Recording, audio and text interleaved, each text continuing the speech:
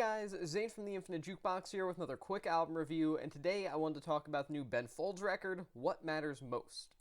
It hasn't been since 2008's reasonably polarizing Way Too Normal that the singer-songwriter, piano rock icon Ben Folds has put out a straightforward, meat-and-potatoes kind of studio album. But in that time, in those 15 years that have passed, he has done some pretty interesting experimentation that's ranged from orchestral music, compositional work, and soundtracking things, to collaborations with indie artists, basically everything that has nothing to do with what made him famous in his niche in the first place. But with that being said, I encourage artists like Ben Folds to just do their own thing, rather than kneeling to whatever particular sound or style people expect from them. I think it's great that he's gone away from his geek, nerd, piano rock kind of style to do new things, to go into new endeavors.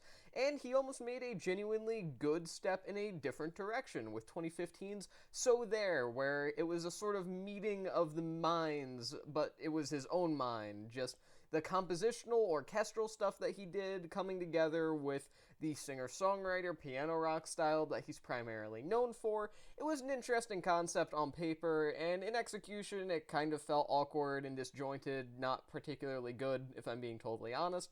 But nonetheless, my point still stands. Ben Folds has put forth some interesting ideas in the past 15 years. It's just that none of those ideas have come in the form of a regular solo album.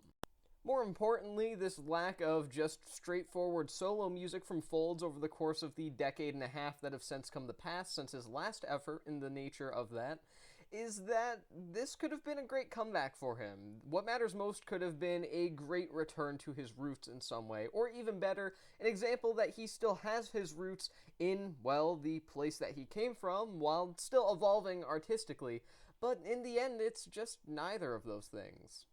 This feels like the signature Ben Folds style violently being shoved through an adult contemporary filter, and while the result isn't the worst thing in the world or horribly offensive to my ears, it's also genuinely disappointing considering some of the great stuff that Folds has put out in the past. There are two main types of songs that are found throughout What Matters Most, the first type being the type that makes up the majority of the album, which is incredibly serious songs that are respectably written. They are decently well written, I suppose, but at the same time, they really lack any particular impact. They certainly don't stick with the listener. That's not trying to attack Ben Folds as a songwriter. He's always been a competent storyteller with a somewhat minimalistic touch and a sort of snark about him that's always made him a pretty interesting figure to follow along with from a lyricist standpoint. And the best moments of his solo discography, like Zack and Sarah for example, are really defined by his lyrical style. And oddly enough, much of his latest effort takes up the same approach to songwriting. It just lacks any sort of sentimentality or emotional devastation.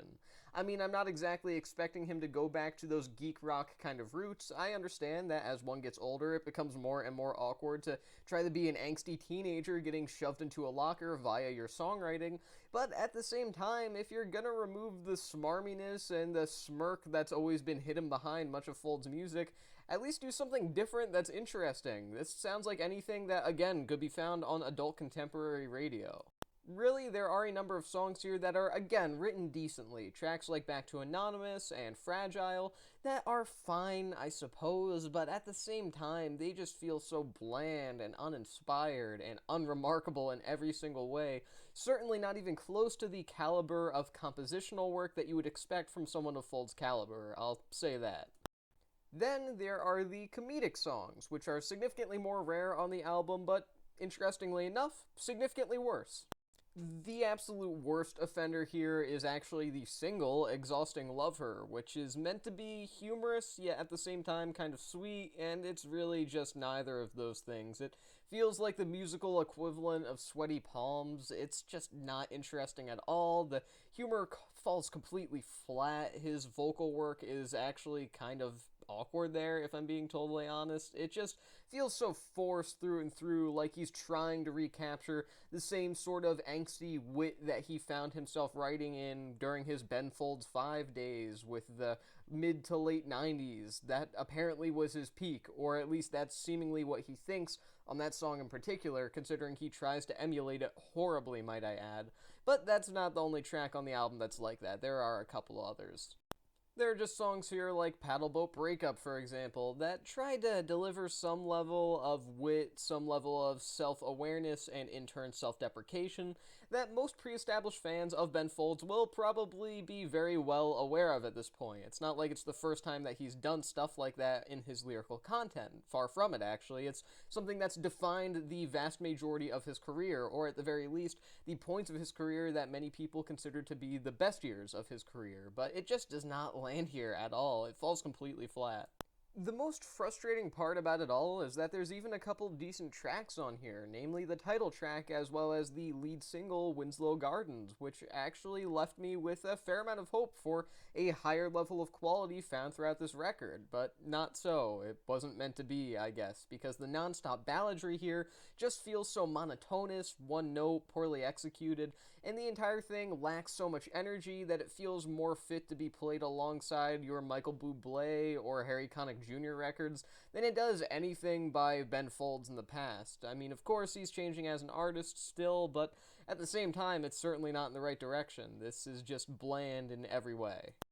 What Matters Most isn't exactly a bad album. I'd like to get that point across, because I know I've been very critical about this record thus far. It's not a bad album by any means per se, but at the same time, it's not a good album either, especially coming from a guy who was arguably at one point one of the great geek songwriters, one of those alternative songwriter types that you could actually list up there with artists like They Might Be Giants or even Devo and say, this is for the alternative kids in the alternative crowd.